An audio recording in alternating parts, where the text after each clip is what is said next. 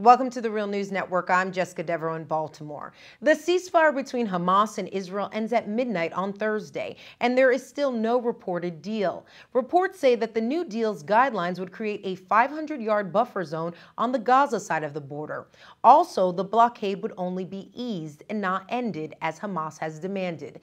Joining us from Jerusalem to give us an update on the negotiations is Allison Deger. Allison is a correspondent and editor for Mondoweiss, and she has recently returned from the Gaza Strip, where she reported on the humanitarian crisis during Operation Protective Edge. Thank you for joining us, Allison. Thank you for having me. So, Allison, let's give our viewers a bit of an update here, since there have been ceasefires back to back.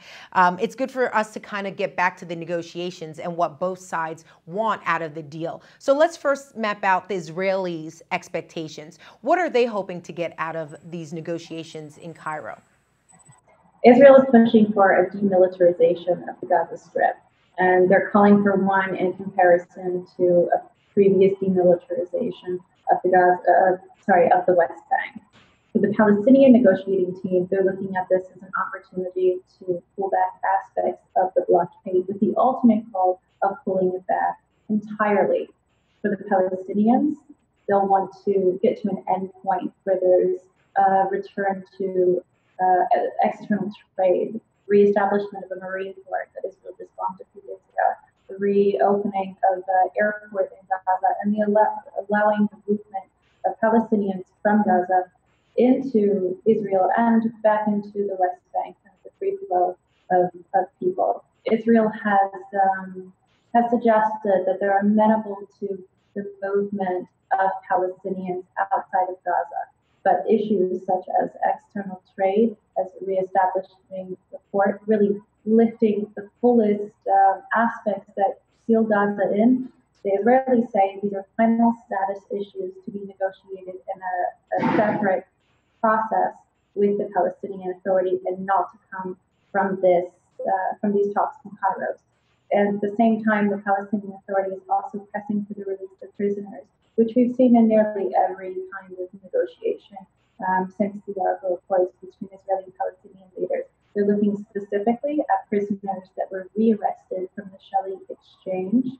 There's been about 500 rearrested, and also the release of Palestinian corpses. Rather gruesome, but prisoners who die or are killed in Israeli jail cells do not get to go home to their families for burials. They generally are negotiated in a prisoner release in exchange. You were recently in Gaza, and I want to get a sense of what you heard on the ground. Specifically, what were Gazans saying about their expectations in terms of what would be acceptable as a offer from the Israelis, or what kind of deal? What things could they not compromise on, essentially? The time when I was in Gaza is what is sort of referred to as the peak of the violence of Operation Protective Edge.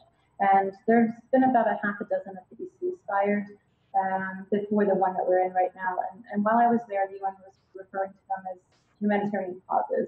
So we had a few hours in the afternoon to kind of move around, make interviews, and assess damage. And when I was there, it was really the first time many Palestinians had to go back to their homes and their villages to see if they were still there, often to find out that they weren't.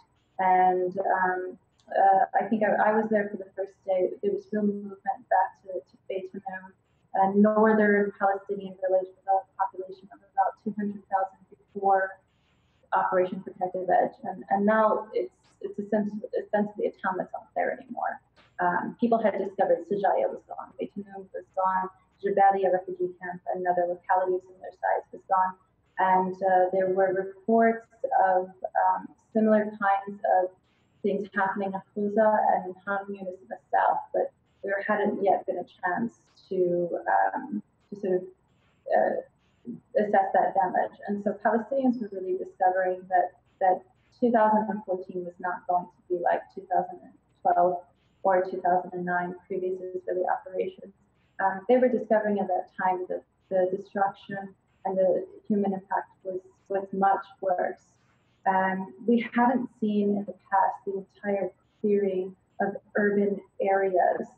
It's being compared a lot to Jenin in 2006, where Israelis clearing with bulldozers an area of a football field, but it's like that, but on a massive, massive scale.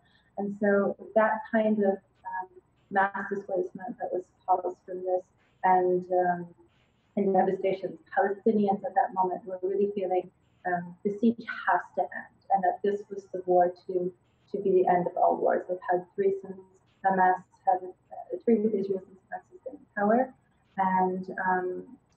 and they were prepared to continue this until the siege and blockade are fully removed.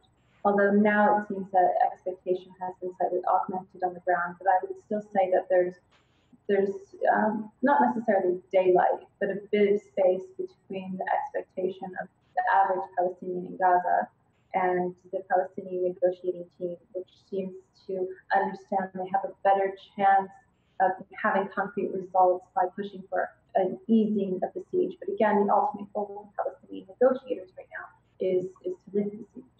What about their view of Hamas? Do you think Hamas has come out of all of this stronger, or have they been weakened at all? So, I mean, the general tone across Gaza and the West Bank is that Hamas has been strengthened as a result of this. But we have to sort of separate what is the idea of Hamas and what is the idea of the resistance. In Gaza, people were saying that they support the resistance, but not necessarily Hamas. Hamas as a governor has been incredibly repressive when there's been protests mounted against the Israeli authorities, notably Land Day last year. Hamas security officials shot at Palestinians and prevented them from reaching the security barrier with Israel. Their social policies have been much more regressive than Fatah in the past, and that is a reality Palestinians face, and they're not pleased. And so you can see a consistent agitation between the population and how they feel about the Hamas social policies, but widespread support for the resistance. And we have to understand that Gaza is not just sort of Hamas fighters sparring against Israel. There is fighters from a multitude of political parties, including Al-Aqsa Brigades, which is the armed wing of Fatah. In the West Bank, by comparison, there has been an increase of support towards Hamas and some Hamas's armed brigades. And so it's sort of the opposite. Gaza, support for the resistance, and in the West Bank, there has been support as Hamas as a political party. I can't say though that it's at all at a level to sort of challenge Fatah's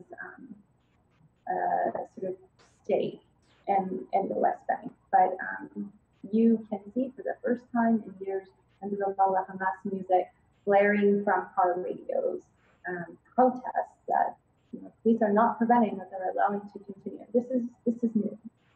And some have pointed to the fact that this Fatah-Hamas unity agreement is what actually triggered this assault in the first place.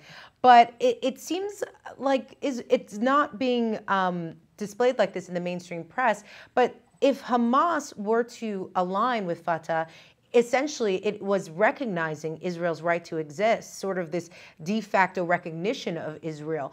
But why, at the end of the day, does Israel fear this unity agreement then? Mm-hmm.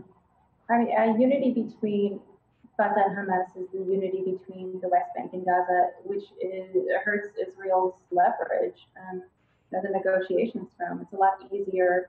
We know from the Palestine papers that Safi Livni, when meeting with the Palestinian negotiators from the West Bank, from Fatah, said, "Should I talk with Hamas?" And they said, "No.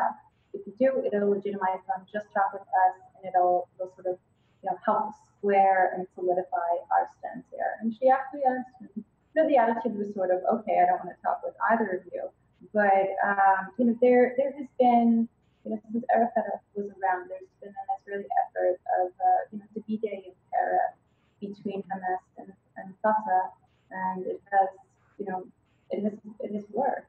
Israel has maintained a strong control over both territories, and that policy they're hoping to continue, although it seems at this point they can't. At the end of direct negotiations, when the National Consensus Government was announced, Israel immediately withdrew from finalizing the negotiations process, but lo and behold, in Cairo, we have a Palestinian unity team which is sort of a foundational block for the reestablishment of a government of technocrats, the National Consensus Government. It's comprised of 2 members of Fatah, 5 members of Hamas, and then single members from smaller parties.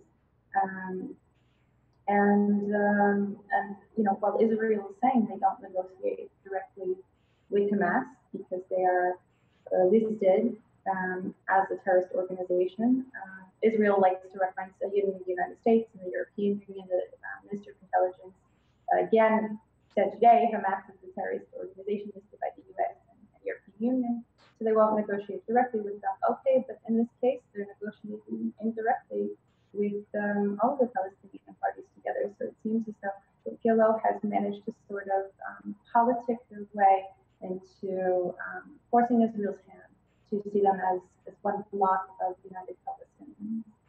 All right, Allison Deger, thank you so much for joining us. Thank you.